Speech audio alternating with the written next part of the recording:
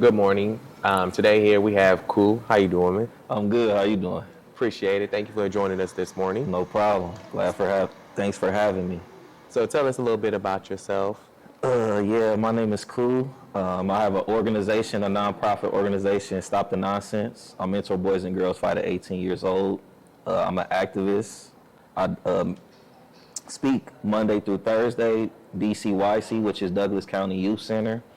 I do neighborhood cleanups where I used to gangbang, so 30th and Pinckney to 30th and Wirt, all the way back to 28th Avenue when I have time. I just love helping people when I can, but my main focus is the youth, but I help where I can. And what made you get into it and start your nonprofit?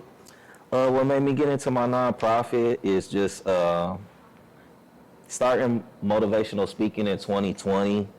I used to just do a lot of neighborhood cleanups and things like that, and like the youth would just come to me, and so people would like end up seeing like the youth coming to you and things like that. Like, I want to support you, but if you don't have a nonprofit, so I didn't know what a nonprofit was, and so I started looking it up, and I wanted to start it myself, but it said you need at least 3 people, so I had to find a couple people. So I found those people, and they help me when they can, but really I'm just the face. But I just saw a need for change. I just felt like in my neighborhood where I grew up, where I'm from, it's not a lot of people giving back. It was just so messy. It's 2 liquor stores in between. I'm not blaming them, but it's less fortunate people.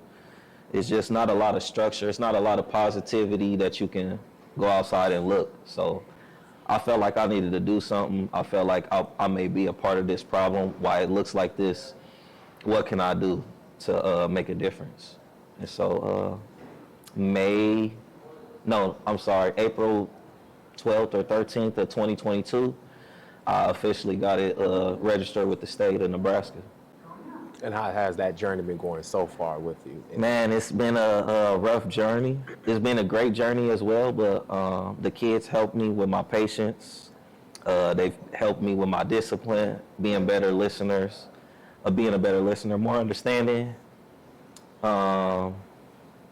just having a better attitude about things. If anybody knows anything about me, I used to have a short temper, so staying cool, calm, and collective, practice what I'm preaching, just staying consistent, being honest with the kids, not sugarcoating anything, even the adults when I interact with them. I feel like, again, accountability, you have to be honest, so that's a big part of my mission and what I do.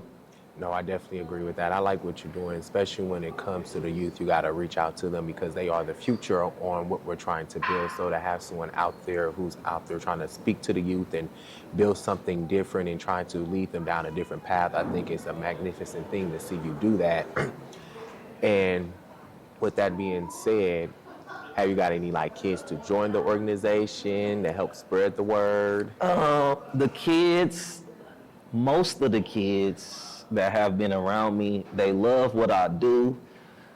It's when I start the accountability with the parents, is where I run into an issue. So I'm here to not just the parents they think that I'm just here to help the child, which is my main focus, but they can't change if the parent doesn't change as well. That's so true. It has to be a collective, and they think it's individual. So I run into that a lot, and so again, it's accountability. Me holding them accountable respectfully of how to communicate with their child. When you haven't heard this type of thing or been taught that, can be a challenge, and so it hurts the relationship. But the kids always communicate with me on social media: TikTok, Snapchat, Facebook, Instagram, any way they see fit. They also have my number. They know they can call or text me at any time. I'm also I just got into coaching this year, so I'm definitely expanding my horizon as far as mentoring.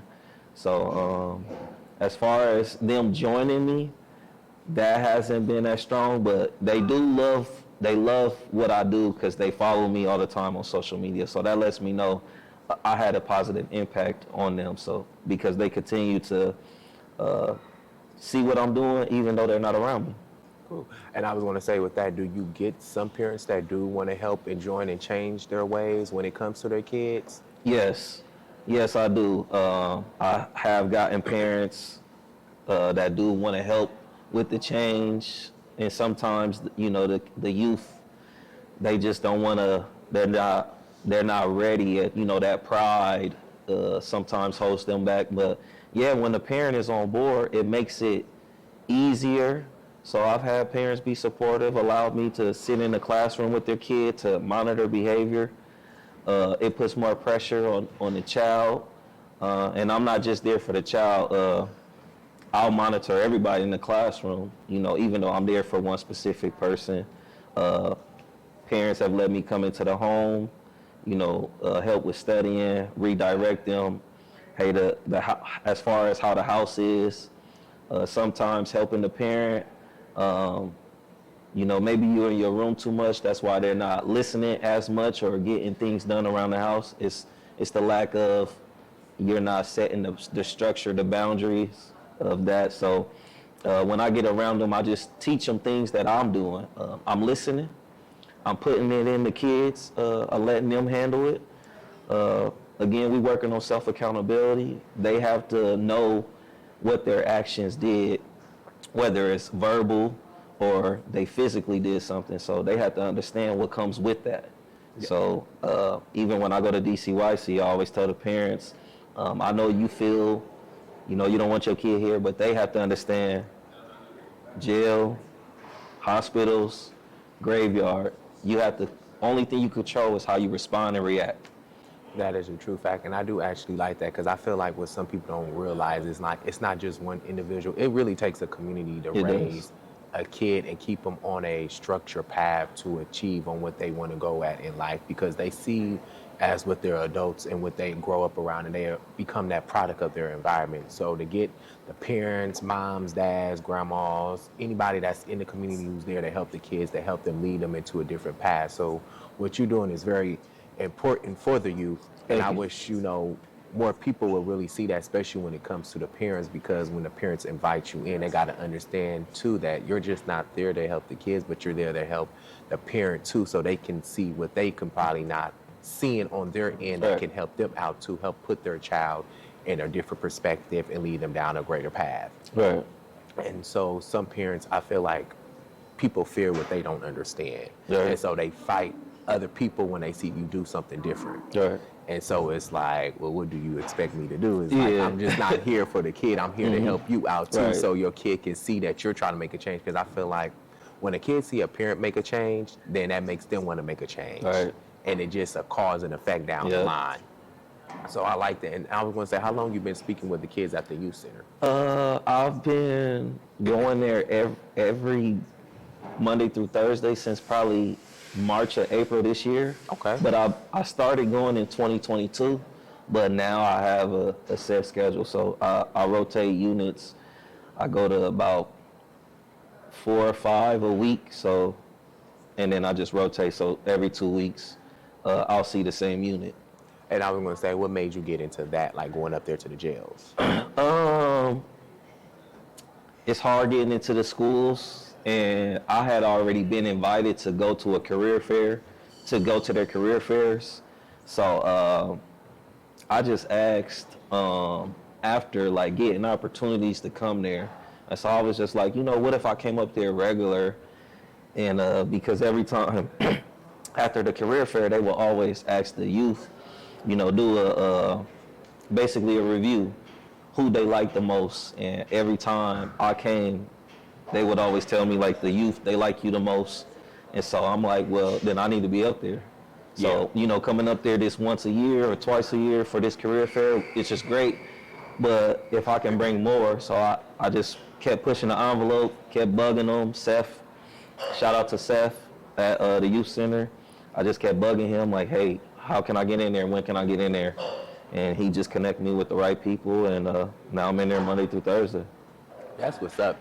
And I really love that, because that's one thing I think is very important too, because see, my uncles and stuff, they had put us in wrestling like to keep us out of trouble. So they Right. had put us in sports. So it just wasn't my mom that was raising me. It was like my uncle stepped in Right. and helped put us in the sports. He used to be on that case Right. about things, about discipline and everything, but it paid off. Yeah, yeah, yeah. It really did pay off, and I think that's what a lot of people don't get because, like I said earlier, it does start with the parents or with Right. the uncles and things like that. So I really like that though, man, on some real stuff. No, I Because appreciate like, it. you get to really tap in with the youth and get to show them a different perspective and show a outside, especially as another black man, that you Right. can do this different on a different path. You don't always have to go down the gangbanging path to Right. go to get where you want to get in life. Because Right. sometimes I have always learned, it seems like history repeats yourself when For you do sure, go for down that sure. path. It's either you end up in jail, dead, or be in jail for the rest of your life. Right. And then it's like some of your friends who don't want to change around you, it's Right. like after you grow up, after you hit a certain age, you'd be like, man, I wish I Yeah. could have made a difference. Right, and then it's right. like you don't even speak to half the people that you was out there doing the crazy Yeah. stuff with, which Yeah. is crazy. So I like that we get to show a youth a different perspective on Yeah. things, on where you can go in life. Yeah, that's that's the first thing they like to talk about the most. Where are you from? And all, like, so I had to get that out the way because I'm not glorifying that. It's just, that was a moment in my life, and that's why I still go to my neighborhood, because I want the positive energy. I want them to know, be better than what I was. And that's really my message. Be better than what I was, but we also against negativity. I agree. And I was going to say, if anyone who's watching this video, if they wanted to help and try to support you or be a part of your organization, Yeah. how can they get in contact with you? Yeah, stopthenonsense.one. Donate today. Your donation will go to the youth as far as any event that we throw. Some youth need stuff, clothing, things like that. So sponsoring them things. So stopthenonsense.one. You can also Cash App, STNS Stop the Nonsense, Venmo, Stop the Nonsense. And also you can email us, stopthenonsense@yahoo.com. You can catch us on all the platforms, Facebook, Instagram, TikTok, Snapchat, Stop the Nonsense. If you want to get involved, just message me. I'll be the one you'll be in contact with. And you got to be serious. So not 1 foot in, 1 foot out, all the way in. Man, I Stay love it. around positivity and stay away from negativity. I love y'all. And I'm going to say, show this up. So if anybody who wants to see, Yeah, and also go to stns.cloud, get your apparel. You'll Stop the Nonsense apparel or STNS. It's easy to be negative. It's hard to be positive. man, no, I appreciate that. I man. appreciate that. Thank you for stopping by, my guy. No problem, Shay. Appreciate you, Glenn.